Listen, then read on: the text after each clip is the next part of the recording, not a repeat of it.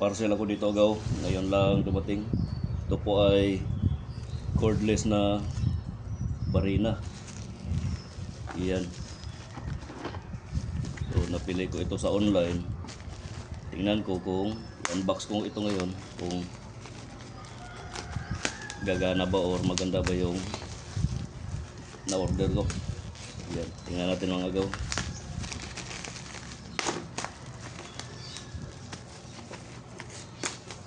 Sana gagana, saka malakas. Sana malakas itong barila na to. Ito po ay pang house produce ko lang. Bubble wrap naman po siya.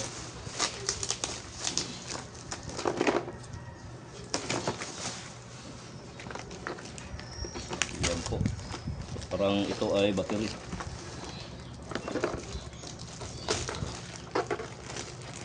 Battery nga. Yan, dalawa po yung battery na binili ko. Ayan. So 24 volts bawat isa nito.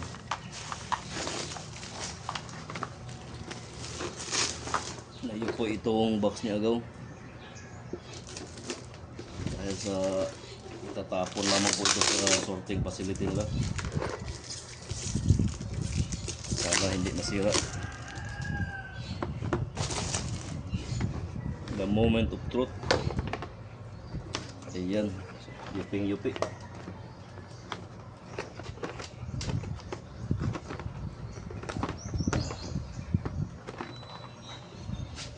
So maliit lang po si agaw.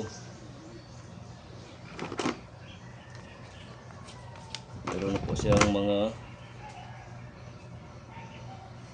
bago ba kaya ito? Parang bago naman. Yan, meron pang drill bit dito. Dalawa, kabilaan. Merong ilaw. May charger. Ito ay extension 90 degrees na drill bit guide. Ito yung mga drill bit niya.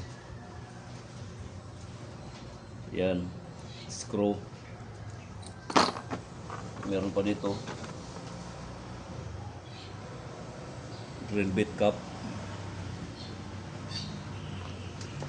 Bali 2, 4, 6, 8 siyam na drill bit cap. Ito na yupi.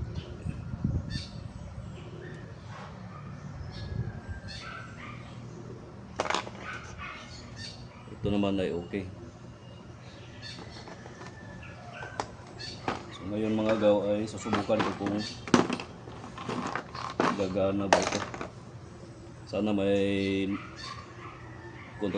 kuryente na itong battery.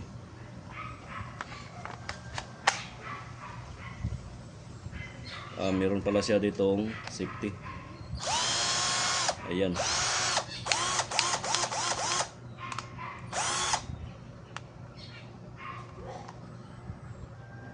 Ito naman po ay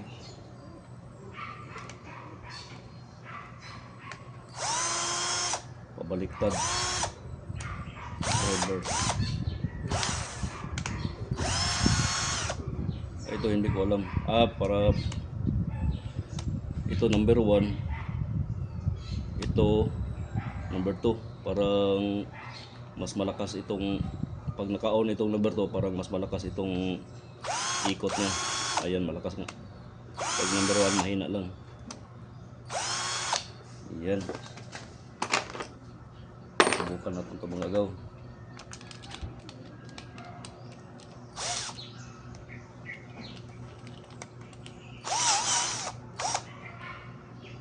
Yan, wala nang yung conventional type na magpipihit-pihit ka pa dito.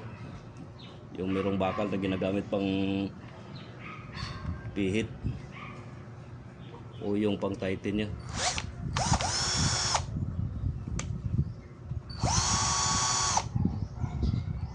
Pag binuksan mga agaw, pag tatanggalin to ay sa reverse lang. Ayan, tanggal na, bumuka na itong may butas.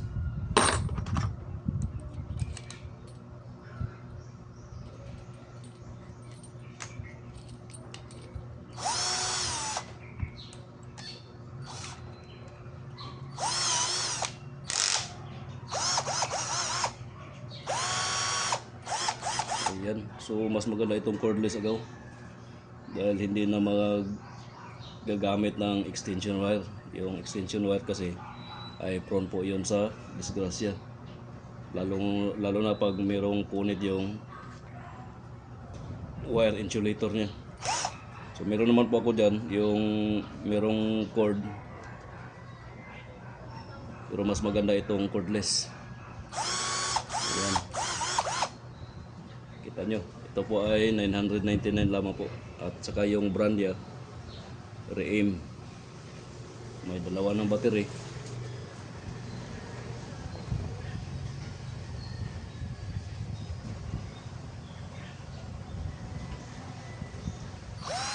Go. Ito settings, meron po mga numero dito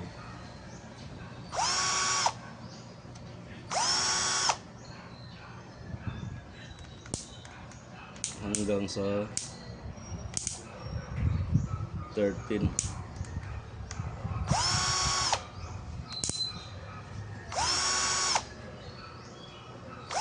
Parang ito ay millimeter yung kapal, dapat nakaset dito. So hindi ko po sigurado, mamaya ay babasahin ko itong manual kung ano yung ibig sabihin itong mga numero nakapalibot dito sa screen. Yan mga agaw.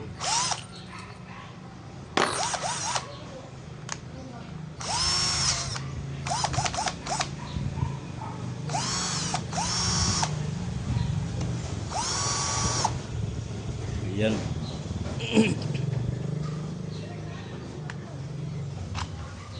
Ito namang isa, tingnan natin kung meron bang kuryente.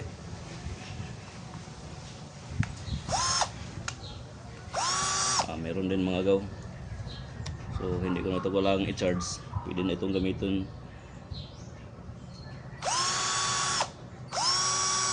Malakas.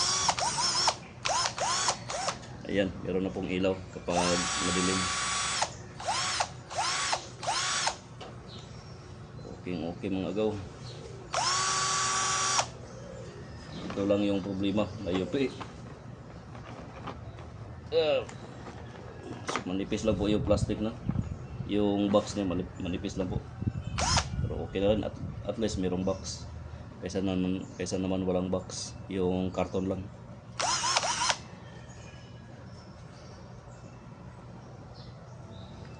Ayan mga gaw. Thank you for watching.